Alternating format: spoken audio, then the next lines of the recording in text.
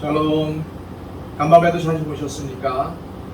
하나님께서 우리의 삶을 지켜주시고 또한 오늘도 하나님의 은혜 가운데 인도하실 줄로 믿습니다.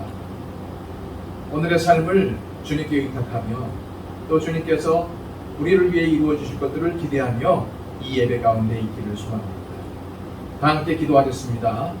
아버지 하나님 감사드립니다. 오늘도 하나님께서 우리에게 은혜를 베풀어 주셔서 하나님의 장중에 붙들어 주심을 또한 감사드립니다.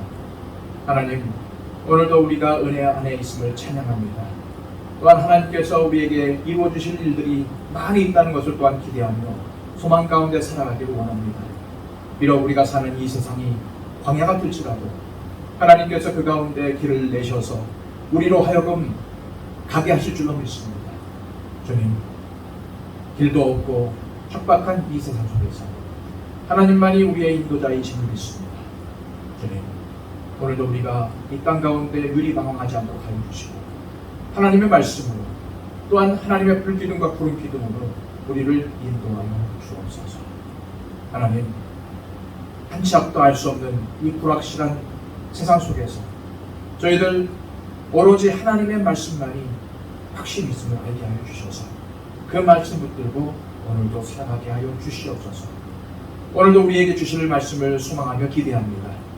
우리의 심령 가운데 말씀하여 주시고 우리의 삶을 말씀으로 인도하여 주옵소서. 오늘도 주님께 순종하는 한 날이 되게 하여 주옵소서. 예수 그리스도의 이름으로 기도하옵나이다. 아멘. 다 함께 찬송가 379장 찬양드립니다.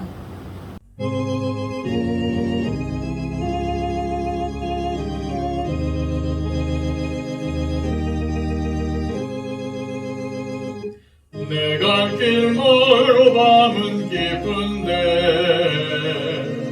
빛 되신 주 소원양지로 향해 가는 길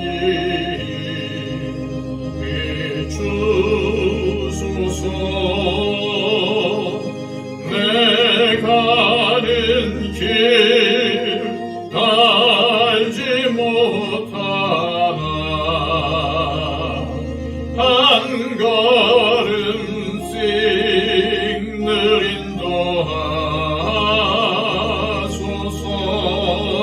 인도하소서. 이전에 방탕하게 지낼 때 교만하여 맘대로 고집하던 이 죄인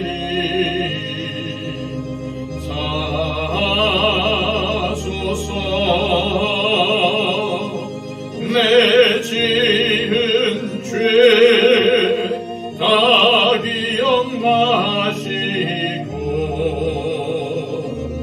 주 뜻대로 늘 주장하소서.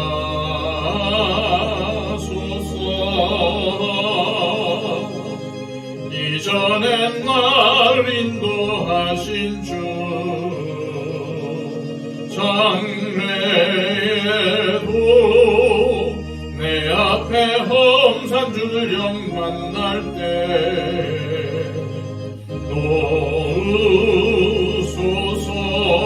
놓으소서. 밤 지나고 저 밝은 아침에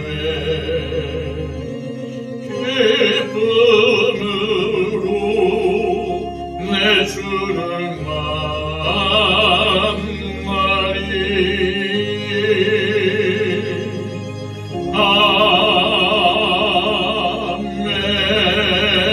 아멘. 이 시간 우리에게 주시는 하나님의 말씀은 구약성경 전도서 9장 1절로 10절까지의 말씀입니다. 구약성경 956쪽입니다. 이 모든 것을 내가 마음에 두고 이 모든 것을 살펴본즉 의인들이나 지혜자들이나 그들의 행위나 모두 다 하나님의 손안에 있으니 사랑을 받을는지 미움을 받을는지 사람이 알지 못하는 것은 모두 그들의 미래의 일들이니라. 모든 사람에게 임하는 그 모든 것이 일반이라.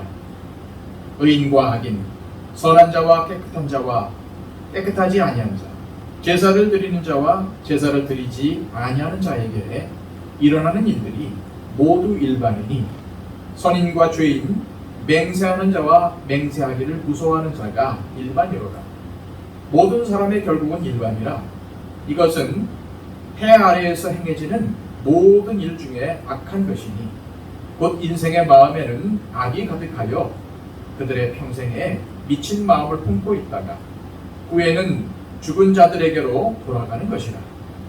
모든 산자들 중에 들어있는 자에게는 누구나 소망이 있음은 산개가 죽은 사자보다 낫기 때문입니다. 산자들은 죽을 줄을 알되 죽은 자들은 아무것도 모르며 그들이 다시는 상을 받지 못하는 것은 그들의 이름이 잊어버린 바 됨이니라. 그들의 사랑과 미움과 시기도 없어진 지 오래이니, 해 아래에서 행하는 모든 일 중에서 그들에게 돌아갈 몫은 영원히 없느니라. 너는 가서 기쁨으로 네 음식물을 먹고 즐거운 마음으로 네 포도주를 마실지어다. 이는 하나님이 네가 하는 일들을 벌써 기쁘게 받으셨음이니라. 네 의복을 항상 희귀하며 네 머리에 향기름을 그치지 아니하도록 할지니라. 네 헛된 평생의 모든 날, 곧 하나님이 해 아래에서 네게 주신 모든 헛된 날에 네가 사랑하는 아내와 함께 즐겁게 살지어다. 그것이 네가 평생에 해 아래에서 수고하고 얻은 네 몫이니라. 네 손이 이를 얻는 대로 힘을 다하여 할지어다. 네가 장차 들어갈 수호에는 일도 없고 계획도 없고 지식도 없고 지혜도 없음이니라. 아멘.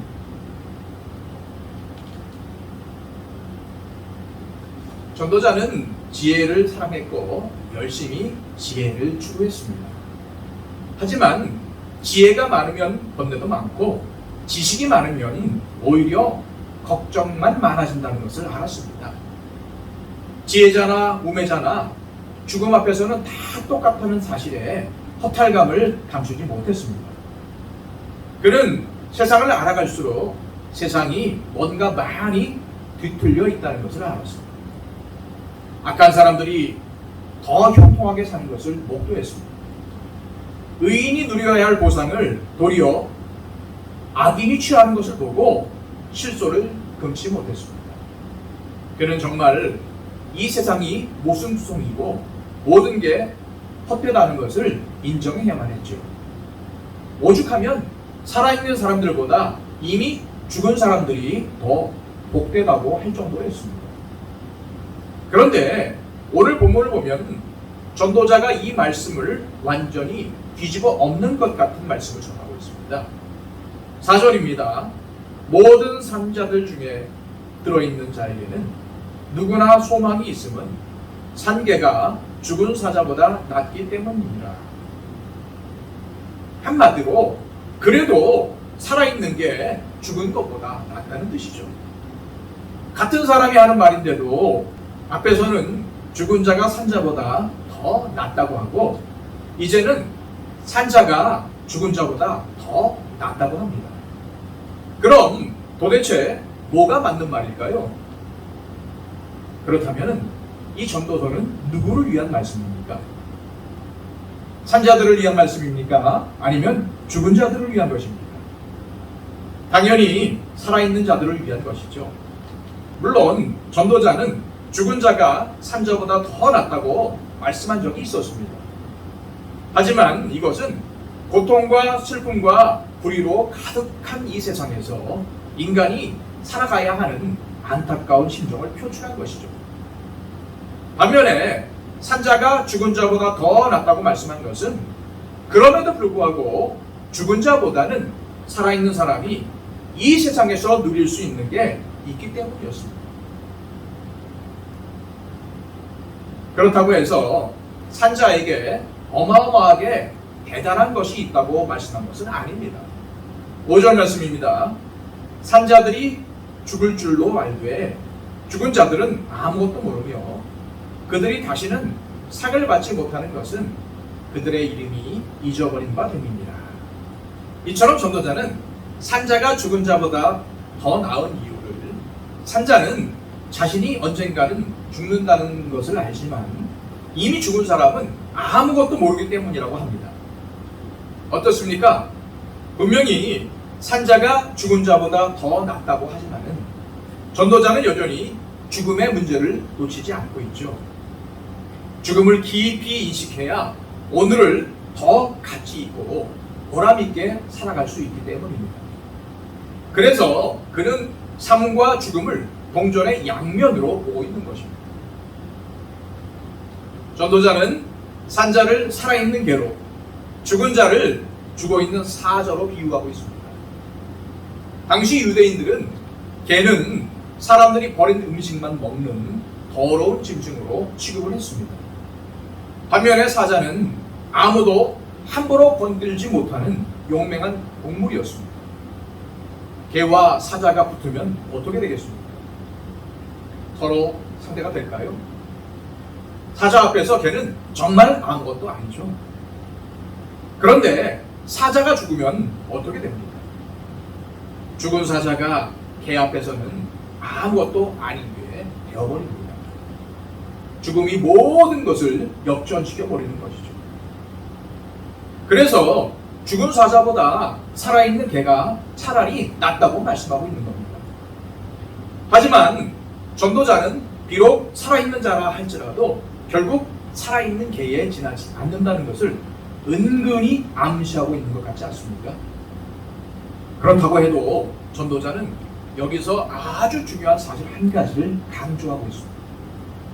그래도 산자에게는 소망이 있다는 것입니다. 그래서 아무리 인생이 비천한 개 같은 느낌이 들고 세상이 개판 같더라도 함부로 막 살면은 안 된다는 것입니다. 또 한 가지 기억할 것은 내가 살아있다는 것이 얼마나 중요하고 귀하냐는 것입니다.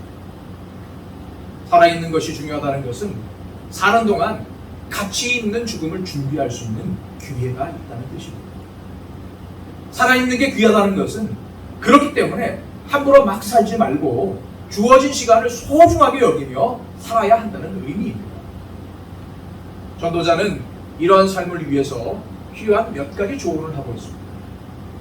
첫째, 기쁨으로 네 음식물을 먹고 즐거운 마음으로 네 포도주를 마시라고 했습니다. 7절 말씀입니다. 너는 가서 기쁨으로 네 음식물을 먹고 즐거운 마음으로 네 포도주를 마실지어다.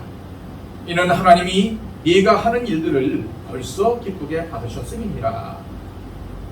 여기서도 전도자는 기쁨을 강조합니다. 맛있게 먹고 즐기라는 것입니다. 이것은 하나님께서 베푸신 것이니까 기쁘게 먹고 즐기면 된다는 거죠. 가족을 위해서 열심히 음식을 준비했으면 가족이 맛있게 먹어줘야죠. 그게 음식을 준비한 사람에게는 기쁨입니다. 마찬가지로 하나님께서 우리에게 먹을 것을 주셨다면 그것을 기쁘게 여기고 감사한 마음으로 먹고 즐기면 된다는 것입니다. 둘째, 내 의복을 항상 희게하며 내 머리에 향기름을 그치지 말라고 했습니다. 8절 말씀입니다. 내 의복을 항상 희게하며 내 머리에 향기름을 그치지 아니하도록 할지니라. 이 말씀은 문자 그대로 옷을 정갈하게 잘 입고 몸을 잘 가꾸라는 말입니다. 물론 사치하라는 뜻은 아니죠. 단정하게 입고 잘 꾸미며 살라는 것입니다. 따라서 이 말씀에도 기쁨이 강조되고 있는 것이죠. 셋째, 9절에 기록한 대로 네 사랑하는 아내와 함께 즐겁게 살라는 겁니다. 딴 사람에게 한눈 팔지 말고 지금 내 곁에 있는 짝에게 만족하며 서로 사랑하며 즐겁게 살라는 말씀입니다.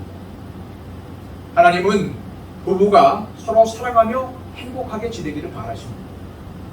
이게 부부의 연을 맺도록 해주신 하나님의 뜻입니다. 그래서 부부는 기쁨을 누리기 위해서 서로 노력해야 합니다. 넷째, 10절 말씀에 기록한 대로 어떤 일을 하든지 힘을 다해서 하라는 것입니다. 일할 때 힘을 다한다는 것은 정말 힘든 일입니다. 그러나 힘을 다할 때에 일의 보람을 누릴 수 있습니다. 게으른 사람은 결코 누릴 수 없는 기쁨이죠.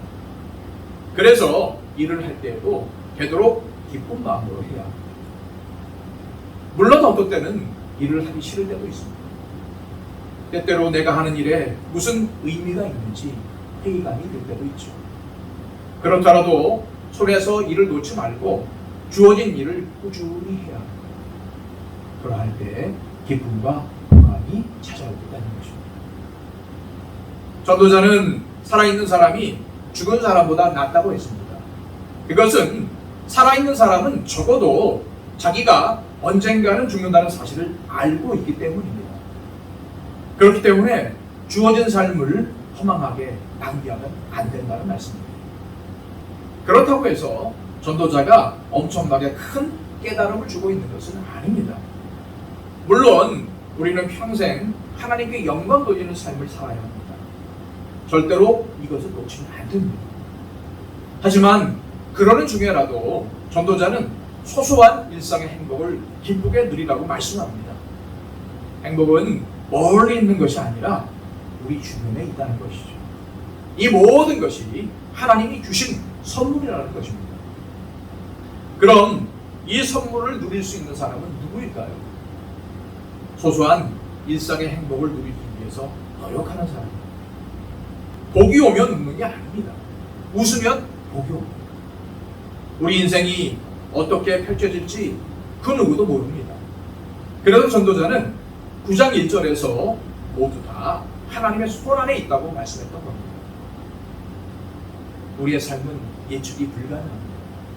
하나님이 우리를 어떻게 이끌고 하실지 아무도 알 수 없습니다. 다만 오직 한 가지만 확실할 뿐입니다.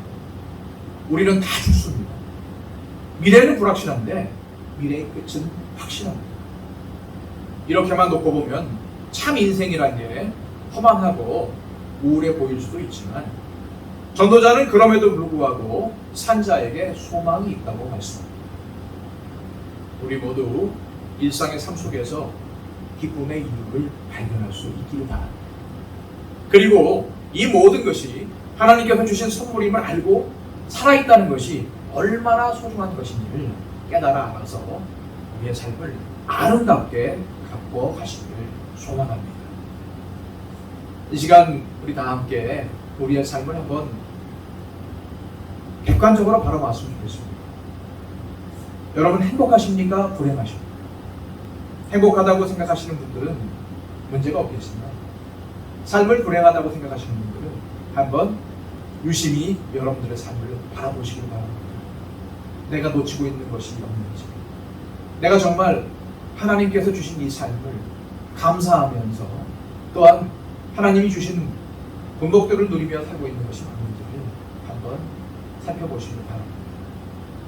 하나님, 다시금 하나님께서 주신 이 삶이 하나님께서 나에게 주신 기회요, 나에게 주신 선물임을 깨달아 알아 하나님께서 주신 이 삶을 소중히 여기고 또한 감사하면서 살아갈 수 있도록 인도해 달라고 기도했으면 좋겠습니다. 그리고 또한 나에게 주신 소소한 일상들, 또 나에게 주신 가족들, 또 나에게 주신 일들, 이런 것들을 바라보면서 감사하고 또한 이것들을 주신 하나님께 영광 돌리는 삶을 살게 해달라고 기도했으면 좋겠습니다. 작은 일에도 만족하고 작은 일에도 감사할 수 있는 우리가 되기를 소망합니다. 다 함께 기도하겠습니다.